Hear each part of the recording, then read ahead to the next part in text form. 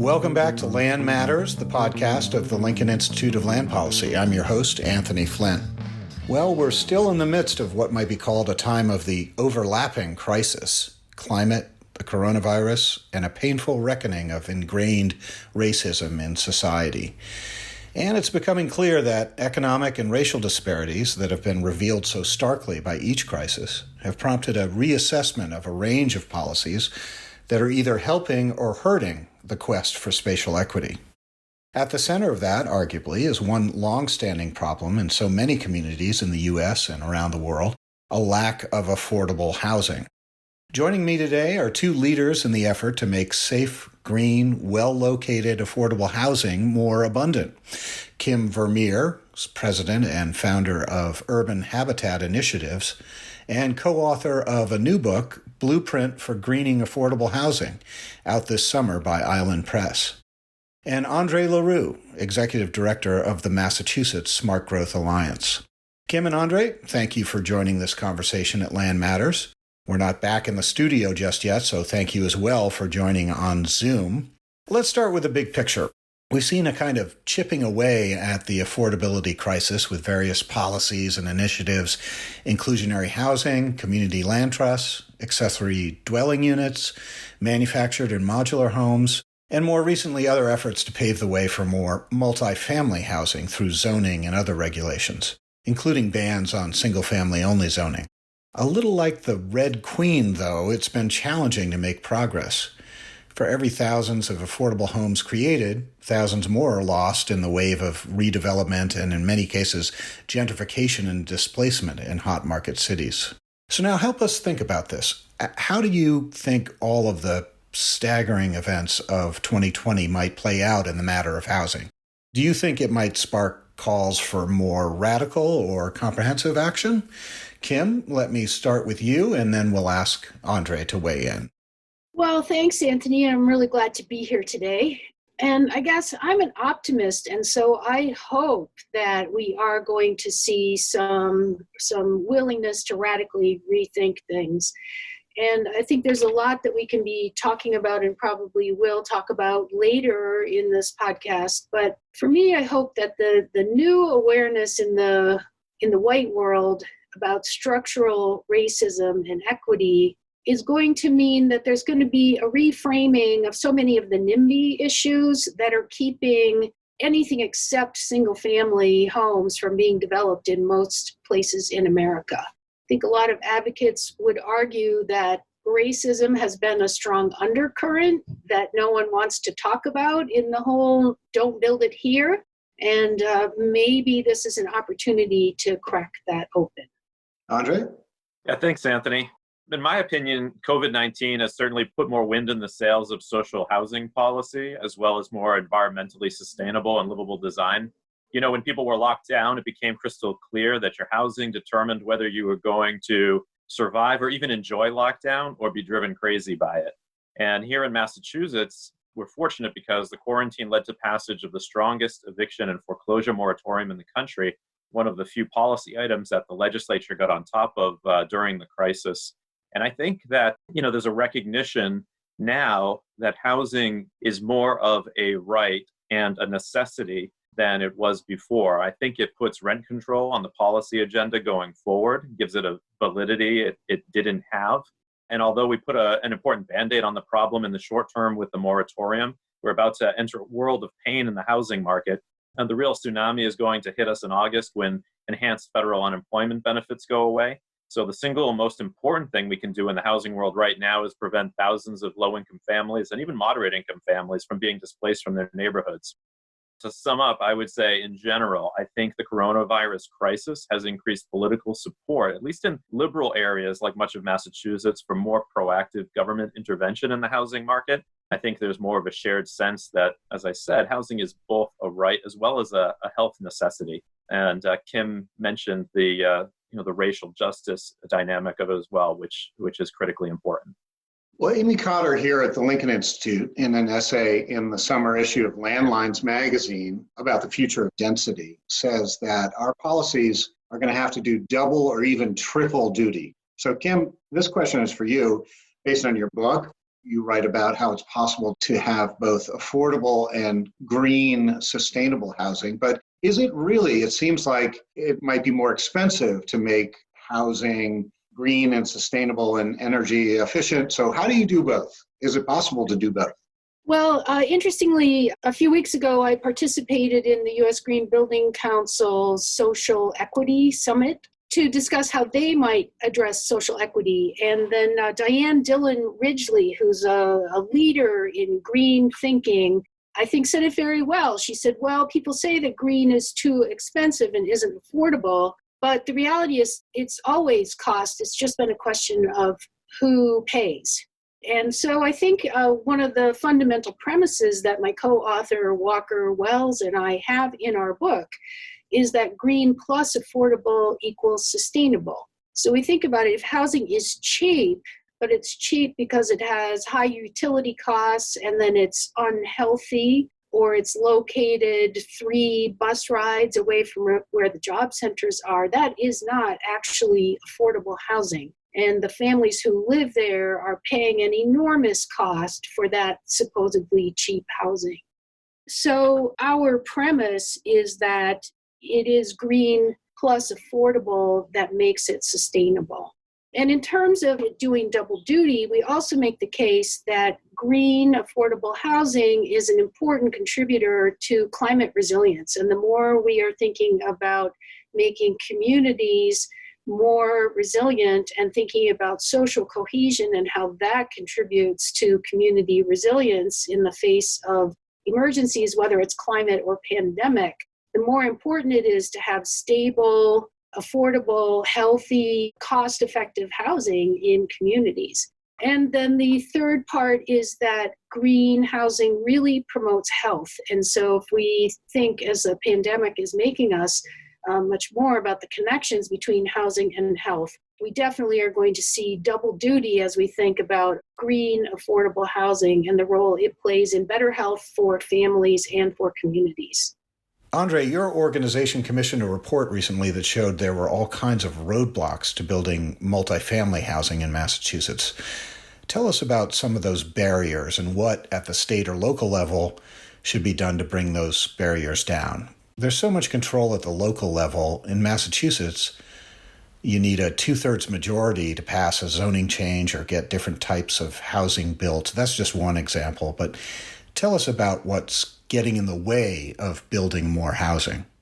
Well, this report was released last year. It was conducted by a researcher named Amy Dane. She did a fantastic job looking at 100 cities and towns around the city of Boston, basically the region that's encompassed by our regional planning agency, MAPC. And the report is over 120 pages long. So there's a lot of really great granular data in there. But I can point to some of the general barriers, which I think would be relevant for places in other parts of the country, if not the world. So what we've found is that very little land, even in the greater Boston area, is zoned for multifamily housing, 1.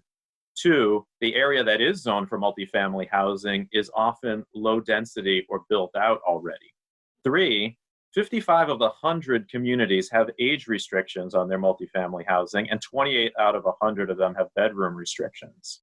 4, there are excessive parking requirements nearly everywhere. So 10 of the 100 communities require 2 or more parking spaces for every apartment, and many communities require a parking space for every bedroom.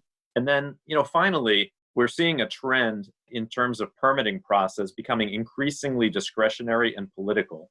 So there's not very many of the units that are getting built by as-right zoning. More than half are getting built through what's called a special permit here in Massachusetts, which in other parts of the United States are called a discretionary permit. And that's exactly what it is. So there's a lot of people and taking bites at the apple here. And all of this adds up to the fact that there's very little land where you can actually build multifamily housing. And of course, it takes a long time. It's expensive to build that here. I guess on the positive side, what Amy found is that there's some flexibility with all this discretionary procedures, but it overall is really narrowing the pipeline and making it much more expensive. So In terms of overcoming some of those barriers, the simplest approach would be statewide policy fixes, but that's something that I personally been working on for 13 years, and there's other people who've been working on it for a lot longer. And I think until you really get sympathetic leadership in both chambers of the legislature as well as the governor's office, you're not going to get that kind of top-down policy change that might be ideal, right? So our best bet right now is to pass Governor Baker's version of zoning reform, which he's proposed, called the Housing Choices Bill. The good news is that the legislature could do it this month. It's one of the few major policy victories that doesn't cost any money during this pandemic crisis, so that's an attractive slant to it.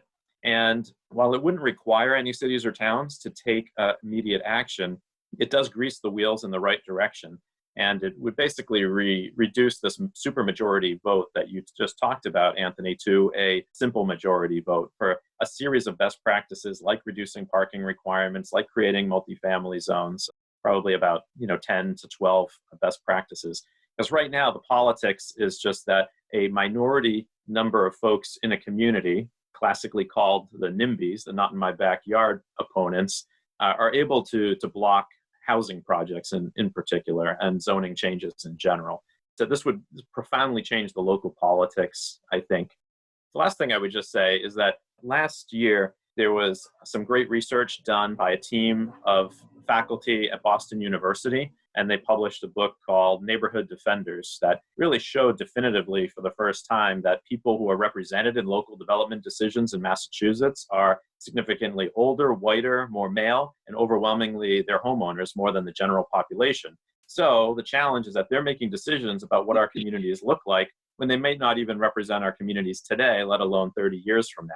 And our feeling at the Mass Smart Growth Alliance and through our Great Neighborhoods program is that if we could get the voices of renters, young people, and people of color into the process, we could transform those decision-making processes and begin to adapt to climate change, racial justice, and the housing crisis.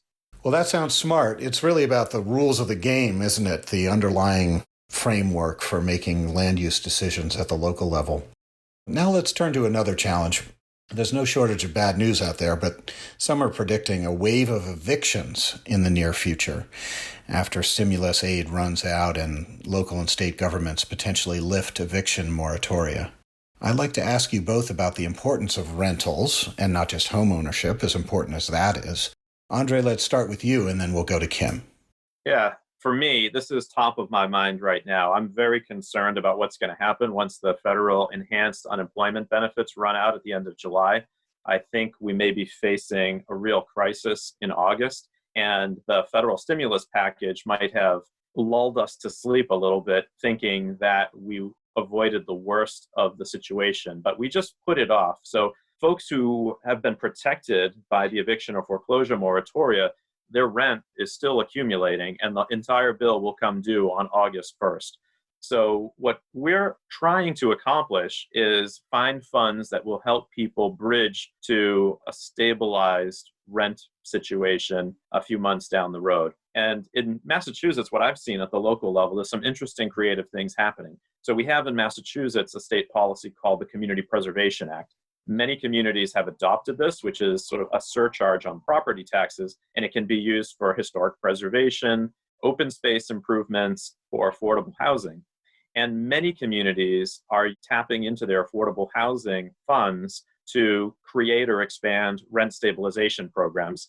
Now, I'm on the Community Preservation Committee in my own city of Medford, and I helped establish one of these projects. We were able to tap into $250,000 for that purpose. We think that we're end up going to go through that and we'll need more.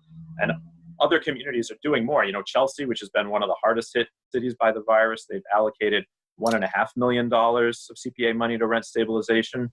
Waltham has done $1 million. Boston allocated $5 million. Then they had such a demand that they had to use a lottery to select their recipients, and they exhausted their funds already. So there's really lots of communities that are looking at this. The problem is you also need a state response because there are communities that don't have this source of funding. Communities like Lawrence, which is the most Latino city in Massachusetts and New England, they don't have access to community preservation funds. So they either need to tap into federal CDBG funds through the stimulus Or we really need to ramp up at the state level what's called the RAFT program and expand the eligibility for low and moderate income families.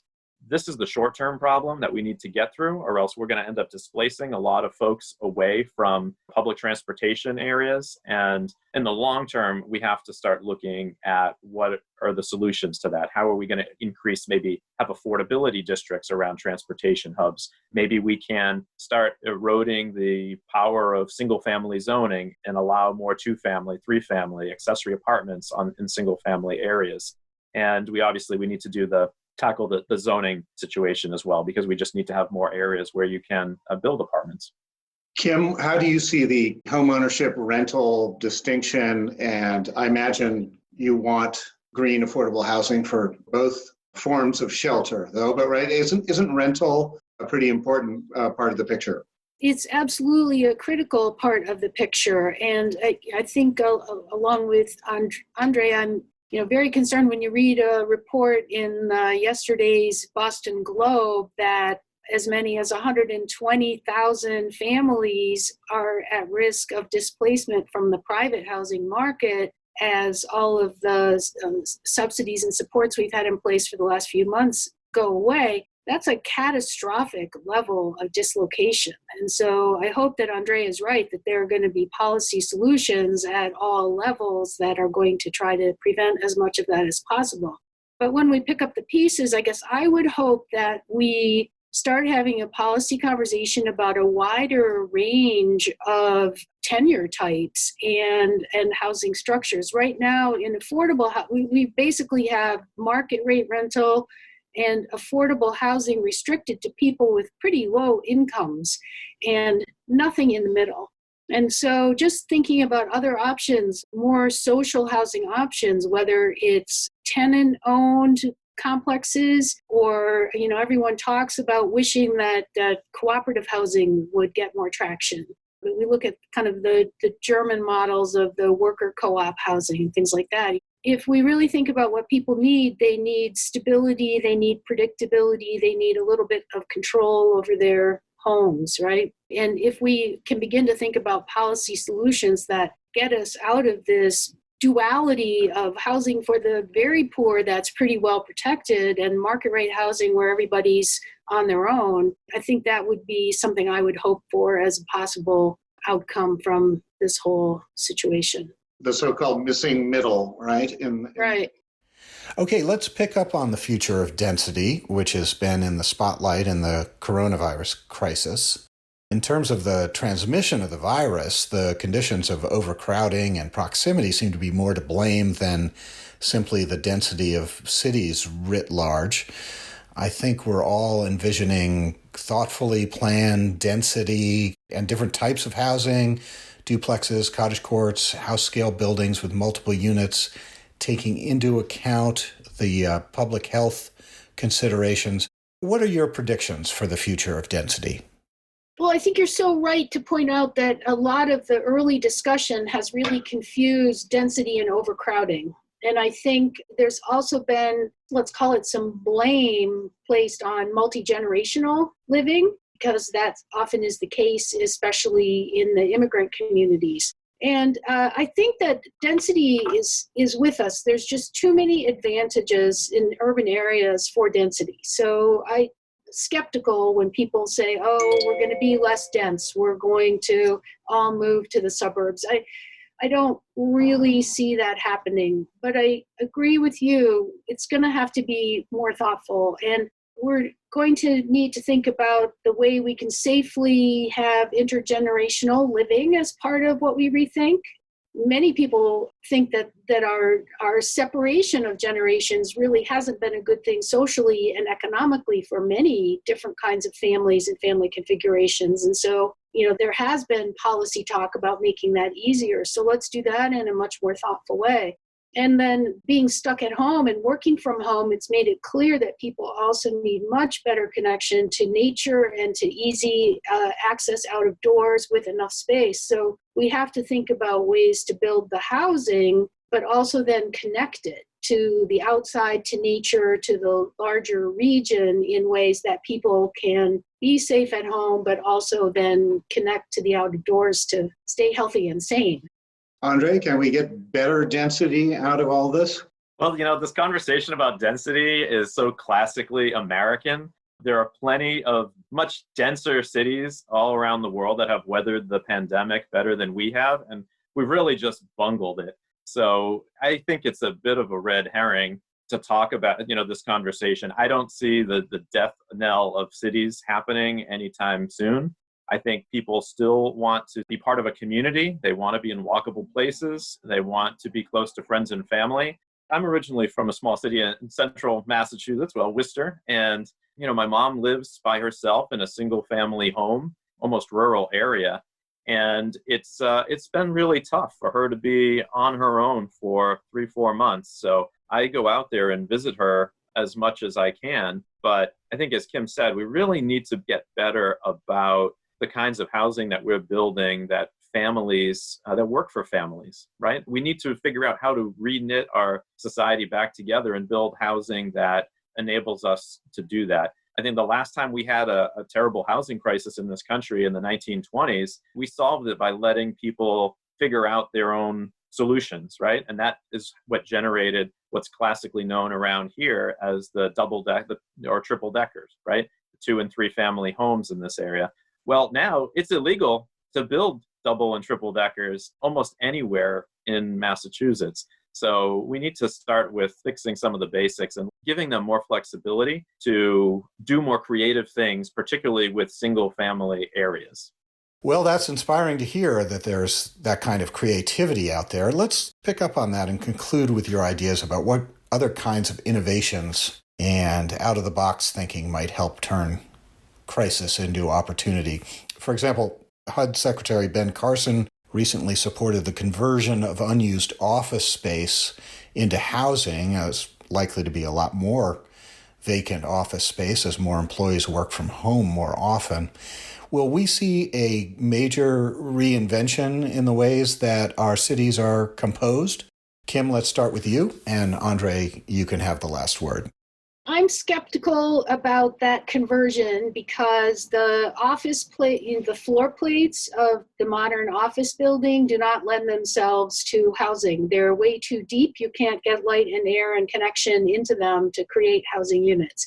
And most of the older office space that was in places that made sense for housing has already been converted. So I'm skeptical about that. I could see developers who haven't started their work going back for permits to build housing instead of office buildings. I would think that would be far more likely than conversion of existing buildings. But in our book, Anthony, one of the trends that Walker and I identified in terms of green, affordable housing is that we're going to see more and more connections between health and housing.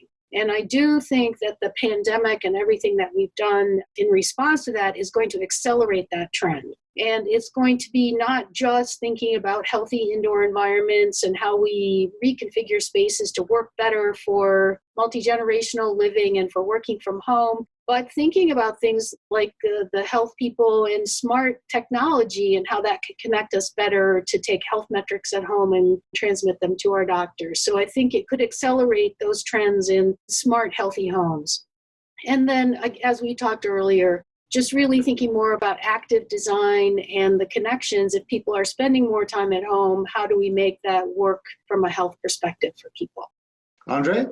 Yeah, I would say that my biggest concern is not necessarily on the housing market side of things when we're talking about the threat that this pandemic is causing for our cities, but rather the commercial side of things. I think there's going to be really deep changes in the way commercial space is used. And I think there's a real threat to small businesses and main streets in this country. We don't have a plan for supporting and rebuilding that retail base. Small businesses really depend on foot traffic. Downtowns like downtown Boston lately has been a ghost town because you don't have the workers commuting in. I think it's also a real threat to the public transportation system because you don't have all the commuters on it. People are maybe hesitant to get back on public transportation. So I think on the housing side, It's absolutely right what Kim had said. I do think that there's going to be an impetus now to build better quality housing with the recognition that people may be spending a lot more time there. For example, I'm the chair of my planning board and my community, and I know that I'm in my own head developing a checklist of things that I want to see projects coming in have. One of them being balconies, for example, and access to open air, fresh air. So I think those kinds of things are going to get into design and become more prevalent on the housing side. But the bigger threat, I think, is really how are we going to deal with the commerce side of our economy? Are we going to ship everything to each other, or are we going to have real places where there's real people working? And what happens to our service sector? And obviously, those people also are the people who need affordable housing.